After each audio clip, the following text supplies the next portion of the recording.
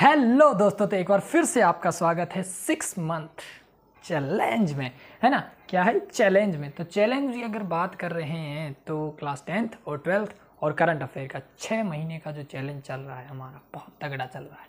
ठीक है, स्टार्टिंग हो चुकी है, घोषणा हो चुकी है, आपको पता ही है। हमने पिछली क्लास में क्या किया था, क्लास 10th का ये जो टॉपिक है क्लास 10th का है, ठीक है। और मैं बात कर रहा हूँ साइंस की, है ना, विज्ञान की बात कर रहा हूँ। एनसीईआरटी बेस्ड ये चलेगा सिलेबस पूरा, है ना, टॉपिक वाइज चलेगा। पिछली क्लास में हमने सिलेबस अच्छे से समझा था और मैंने आपको बताया था कि किस प्रकार से हमने क्या करना है, एक रोटी को खाना है। रोटी को हमने किस प्रकार से बांटा था, हमने बांटा था भाई साहब 4 तो केमिस्ट्री का चैप्टर, और फिर फिजिक्स के 4 चैप्टर, और फिर बायो के कितने 4 चैप्टर, और एक ईवीएस का चैप्टर ले लिया था हमने, एक ईवीएस का। बस ये इन्हीं को क्या करना है, टुकड़ों टुकड़ों में खा के क्या करना है, टुकड़ों टुकड़ों में खा करके हमें पूरा 13 नंबर का पेट, नंबर का नहीं 13 चैप्टर का पेट भरना है, अच्छे तरीके से करना है। ठीक है, सबसे पहले बात करते हैं केमिस्ट्री के टॉपिक है। ठीक है, केमिस्ट्री का ये टॉपिक है रासायनिक अभिक्रिया एवं समीकरण, चैप्टर नंबर 1। ऊपर सबसे पहले क्या करो, कॉपी और पेन ले लो और आपको ऊपर हेडिंग लिखनी है चैप्टर नंबर 1। हेडिंग को या चैप्टर का नाम लिखना है रासायनिक अभिक्रियाएं एवं समीकरण, और फिर उसके बाद जैसे जैसे मैं कह रहा हूँ वैसे वैसे आप फॉलो मेरे को करते जाइए। ठीक है, फिर आपको क्या करना है, ब्लैक पेन ले लो या फिर रंग बिरंगी लाल पेन, जो भी ले लो। क्या है, क्या लिखना है, सबसे पहले सामान्य परिचय या बेसिक, या हम बेसिक ले, ठीक है। पॉइंट वाइज पॉइंट हम चलेंगे। ये पॉइंटों को हमें कंप्लीट जैसे ही किया हमने चैप्टर कंप्लीट, ये चैप्टर मैं आपको 2 क्लासों में कंप्लीट कराऊंगा, एक ये वाली एक आने वाली। ठीक है, चलो बढ़िया। क्या है, बेसिक। उसके बाद है रासायनिक समीकरण, उनको हम सीखेंगे कि भाई लिखना कैसे है, संतुलित कैसे करना है। ठीक, फिर हम प्रकार समझेंगे, जो रासायनिक अभिक्रियाएं हैं उनके क्या प्रकार है, संयोजन, वियोजन, विस्थापन, द्विविस्थापन, या हम कह सकते हैं रिडोक्स जो अभिक्रिया होती है उसमें ऑक्सीकरण, अपचयन, है ना, इनकी हम बेसिक जानकारी लेंगे। और लास्ट में जो डेली लाइफ में जो प्रभाव देखने को मिलता है इन जो रिएक्शन अभिक्रिया हैं उनका। ठीक है, चलो बढ़िया। तो ये रहे आपके सामने टॉपिक। पहले आपको एक वाइट पेज में क्या है, पेज में आपको चैप्टर का नाम, फिर ये टॉपिक लिखने। अब मैं कर रहा हूँ स्टार्टिंग, और स्टार्टिंग आपको पता ही, ऐसे तो नहीं कि भाई आया टॉपिक कराए ना जी, हमें एकदम 0 लेवल से, एकदम जड़ से काम करना है। कैसे, जड़ से काम करना। अब जड़ से काम करने के लिए क्या करेंगे, सबसे पहले बेसिक पर काम करेंगे। बेसिक तो ये मैं आपको कनेक्ट करता हूँ, ये जो रासायनिक अभिक्रिया है समीकरण है, आपने 8 में 10th में, है ना, थोड़ी थोड़ी आप जानकारी ले रहे हो। अब बस धीरे धीरे आपका लेवल एडवांस हो रहा है कि चीज़ों को हम थोड़ा और अच्छे से जानते जा रहे हैं, है ना। अगर आपको 11th में साइंस स्ट्रीम लेनी है तो आपको अच्छे से पढ़ना ही है ना, अच्छे से पढ़ो। अब लो चाहे नहीं लो, लेकिन 10वीं तक की तो आपको पता है कंपटीशन में काम आती ही है, तो क्यों ना अच्छे से पढ़ ले, है ना। और जिनका सपना आगे जाके क्या है, इंजीनियरिंग फील्ड में या 11th में जाके साइंस लेना है, तो उनको अभी से मैं कह रहा हूँ कि चीज़ों को तगड़ा करना स्टार्ट कर दो। ठीक है, चलो स्टार्ट करते हैं विदाउट टाइम वेस्टिंग। बेसिक की बात करते हैं, चैप्टर के नाम से एक अप्रोच लेते हैं कि भाई ये चैप्टर जो बनाया है उनका क्या मकसद रहा होगा। उनका मकसद यही है, केमिस्ट्री में, रसायन विज्ञान की मैं बात कर रहा हूँ। रसायन विज्ञान में क्या होता है, चीज़ों को एटम्स एंड मॉलिक्यूल्स के रूप में देखा जाता है। एटम्स मतलब परमाणु, मॉलिक्यूल्स मतलब अणु, इनके रूप में चीज़ों को जब हम देखने लग जाते हैं और उनके बीच में जो चेंजेस होते हैं, जो हम कैसे एक्शन रिएक्शंस जो होती हैं, उनको हम इसमें स्टडी करते हैं। ठीक है, चलो बढ़िया। ऐसे कह सकते हैं कि भाई फिजिक्स हमारे चारों तरफ है, फिजिक्स को अगर तोड़े तो केमिस्ट्री बन जाती है। ओके, और बाकी बायोलॉजी के तो आपको पता ही है ना, जो जीवित है उनका जो अध्ययन करना, और क्या है बायोलॉजी में, है ना, बायोलॉजी में क्या होता है आपको पता ही है, एनिमल और प्लांट, इन दोनों की क्या की जाती है, स्टडी की जाती है। फिलहाल तो बात करते हैं क्लास 10th के साइंस विज्ञान के चैप्टर नंबर 1, रासायनिक अभिक्रियाएं एवं समीकरण। पहला है बेसिक लेते हैं, चैप्टर का नाम क्या है, रासायनिक अभिक्रियाएं। रासायनिक अभिक्रियाएं क्या, रासायनिक अभिक्रियाओं का मतलब ये होता है, इसमें क्या होता है कि जब पदार्थ जो होते हैं, पदार्थ या वो अकेले, या हम कह सकते हैं एक दूसरे पदार्थ के साथ, जब एक पदार्थ, जैसे आप इसको समझो, ये एक पदार्थ है, ये दूसरा पदार्थ, जब ये दोनों क्या करेंगे, क्रिया करेंगे, और इन दोनों की क्रिया करने से क्या होगा, एक नया पदार्थ बनेगा। और नए पदार्थ जो बनेगा, जो ये इनके बीच में जो क्रिया हुई है, इसी को हम क्या कहते हैं, रासायनिक अभिक्रिया कहते हैं। ओके, समझ में आ गया बेसिक मतलब यही अप्रोच। और ये हमें पढ़ना इसलिए क्योंकि ये हमें आगे काम आएगा यार, है ना, आगे काम आएगा, मतलब ये चीज़ें एक, अब आप जाके मतलब फील्ड में काम करोगे ना, केमिस्ट्री के फील्ड में, है ना, तो आपको वही चीज़ें तो काम में आएगी सही। आप प्रैक्टिकल लैब में जाओगे, रिएक्शनें करोगे, तो ये तो चीज़ें होगी सही, उनकी बेसिक जानकारी, ठीक है। और रासायनिक समीकरण का मतलब ये होता है कि जो ये अभिक्रिया हुई है, हम गए भाई लैब में मैं गया, मैंने ट्यूब लिया, वो इस प्रकार से अभिक्रिया दोनों का, हाँ भाई परिवर्तन आया, कुछ समय टाइम का पता चला, तो उसको मैंने कॉपी ली, पेन लिया, अब मैं उसको इक्वेशन के रूप में लिख रहा हूँ। क्या कर रहा हूँ? इक्वेशन, समीकरण के रूप में लिख रहा हूँ। उसे हम कहते हैं रासायनिक समीकरण। बेसिक मतलब समझ में आ गया, ठीक है। चलो अब हम इसको लिखते हैं।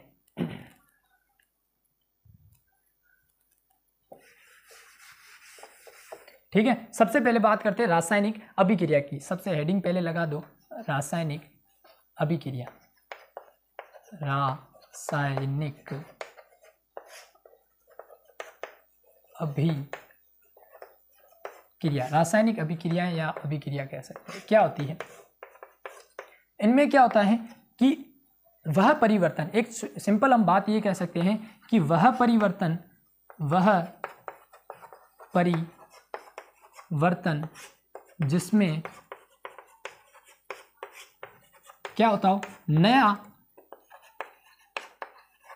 पदार्थ बनता हो। बस यही आपको ध्यान में रखना है। क्या होता? नया पदार्थ, मतलब मैंने कहा ए और बी दोनों जुड़े, क्या हुआ? इन दोनों के बीच में क्रिया हुई और नया पदार्थ सी बना। तो यही जो है आपको रासायनिक अभिक्रिया कहलाती है, ठीक है। एक और बड़ी बात हम लिख सकते हैं, क्या कह सकते हैं कि जब पदार्थ क्या कह रहा हूं मैं, अकेले या हम कह सकते हैं एक दूसरे के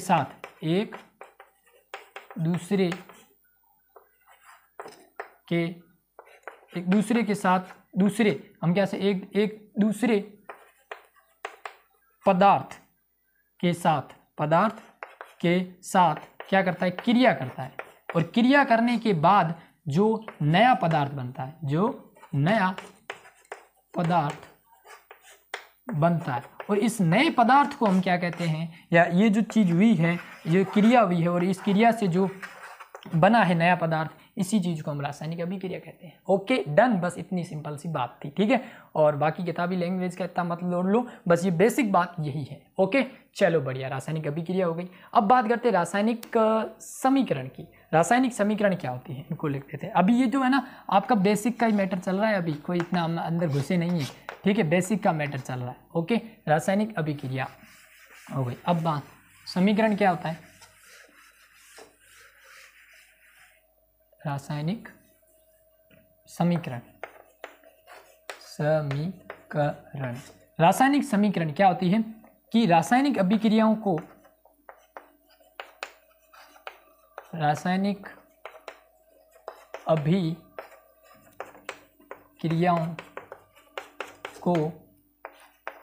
समीकरण के रूप में लिखना ही क्या कहलाता है? रासायनिक समीकरण कहलाता है। ओके कैसे? मैंने कहा कोई एक इक्वेशन हुई कि हाइड्रोजन और ऑक्सीजन दो जुड़े और उनके बाद उन्होंने क्या बनाया? H2O, ठीक है। अब ये बैलेंस है, इम्बैलेंस है, ये हम आगे बात करेंगे, लेकिन अभी आप ये ध्यान में रखो कि ये है इक्वेशन।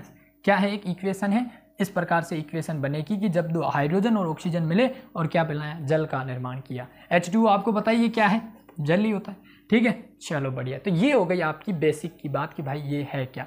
रासायनिक समीकरण। जब रासायनिक अभिक्रियाओं को हम क्या करते हैं? समीकरण, ये समी में लिख रहा हूँ, समी है ना, सभी नहीं है, समीकरण, इसको पूरा लिख देता हूँ, समीकरण के रूप में जब हम लिखते हैं तो लिखना ही ये क्या कहलाता है? रासायनिक समीकरण। ओके तो आज हम जो क्लास में करेंगे, पहले बेसिक कंप्लीट कर लिया, ओके डन, ठीक है जी। रासायनिक समीकरण को अब लिखना और संतुलित करना सीखेंगे। ओके चलो बढ़िया, स्टार्ट करते हैं। हेडिंग लगाएं, रासायनिक समीकरण को लिखना। मैं रासायनिक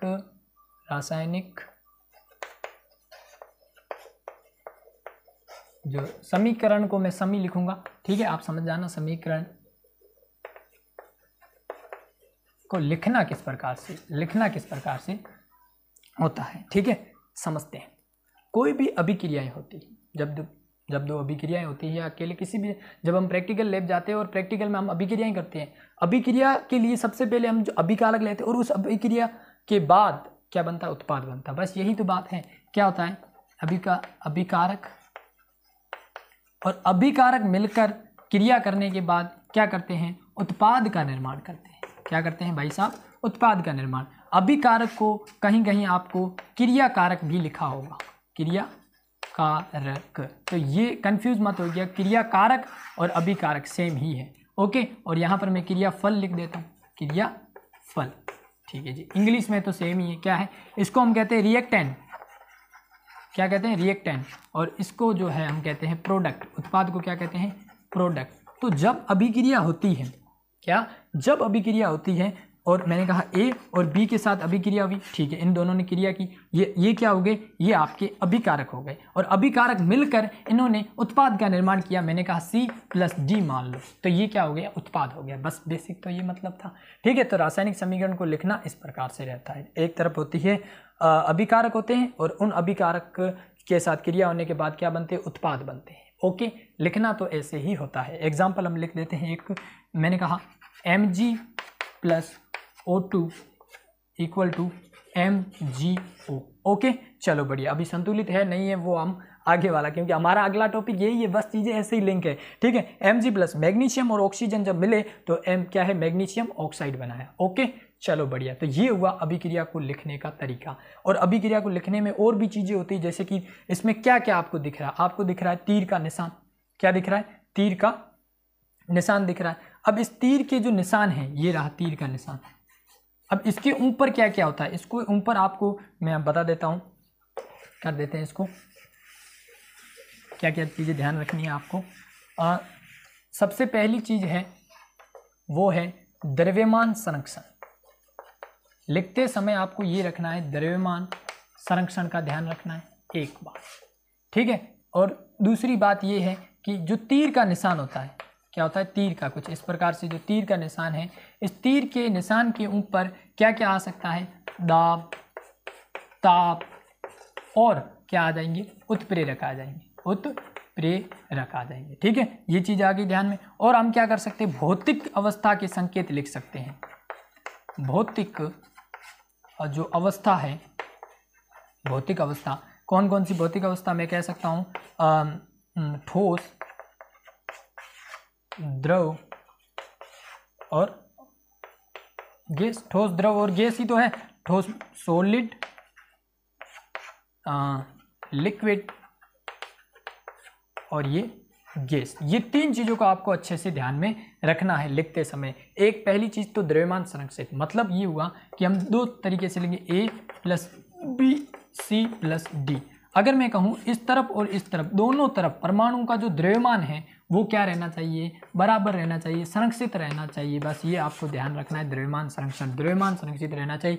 यहाँ पर परमाणु की संख्या, यहाँ पर परमाणु संख्या बराबर होनी चाहिए, तभी जाके इक्वेशन संतुलित होगी, जो कि अगला हमारा टॉपिक है, ठीक है। तो इस प्रकार से आप समझ गए। अब ये मैंने कहा एक तो ये बात समझ में आ गई, ठीक है जी। तीर के ऊपर ताप, दाब ये लिखना, इसका मतलब ये जो आपको तीर होगा ना, इसके ऊपर कभी कभी आपको डेल्टा लिखा हुआ होगा, इसका मतलब चीज़ को गर्म किया गया है ना।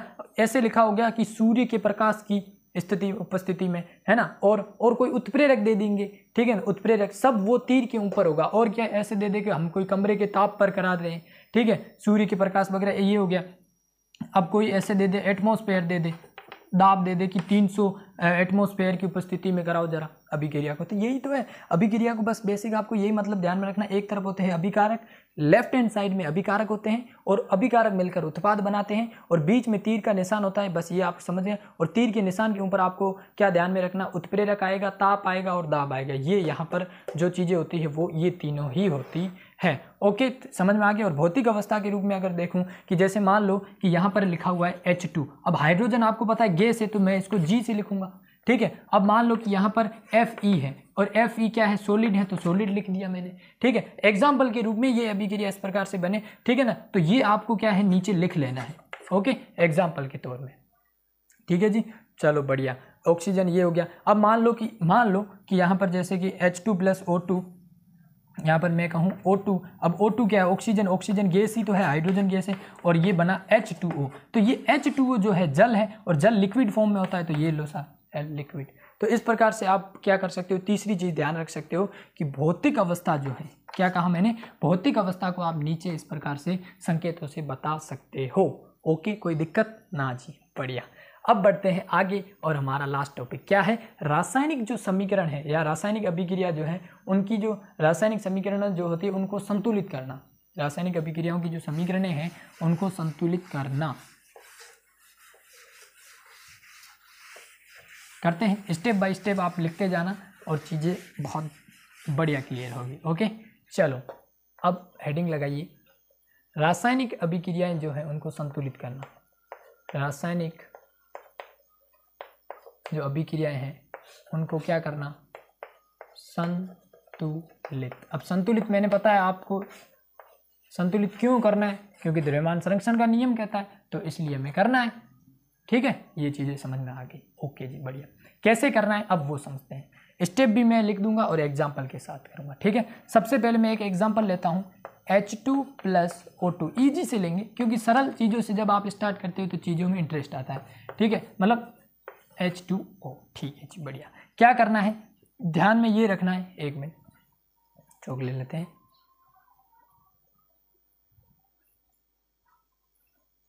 क्या करना है, ठीक है, ध्यान में ये रखना है कि भाई ये जो साइड है अभिकारक है और ये आपका उत्पाद है, इसको मैंने कहा L, H और S, और ये जो है R, H और ये S। ठीक है जी, अब क्या करना है, सबसे पहले जो लेफ्ट हैंड साइड में जितने परमाणु हैं उनकी संख्या कितनी भाई, एक हाइड्रोजन है और ऑक्सीजन है। ठीक है जी, हाइड्रोजन ऑक्सीजन है, यहाँ पर भी तो हाइड्रोजन ऑक्सीजन ही है, दोनों तरफ यही होंगे। ठीक है, अब हाइड्रोजन की संख्या कितनी है, 2 है, ऑक्सीजन की संख्या 2 है, यहाँ पर हाइड्रोजन की संख्या 2 है। ठीक है जी, ऑक्सीजन की संख्या 1 है। जरा देखिए यहाँ पर अगर मैं देखूँ ये, ठीक है, तो ये जो है संख्या वो तो ठीक है, बराबर है, कोई दिक्कत है ही नहीं। हाइड्रोजन यहाँ पर 2 है, यहाँ पर 2 है। ठीक है जी, यहाँ देखूँ ऑक्सीजन की संख्या 2 है, कितनी है, 2, यहाँ पर तो एक ही है ऑक्सीजन। ठीक है, एक ही है, तो इसको 2 करने के लिए क्या करना है, आपको पता है कोई चीज़ में कमी हो, कमी करने के लिए अब आप पता है उसमें ऐड करना पड़ेगा। ऐड मतलब मैं यहाँ पर 2 करने के लिए क्या मैं 2 से गुणा कर सकता हूँ या नहीं,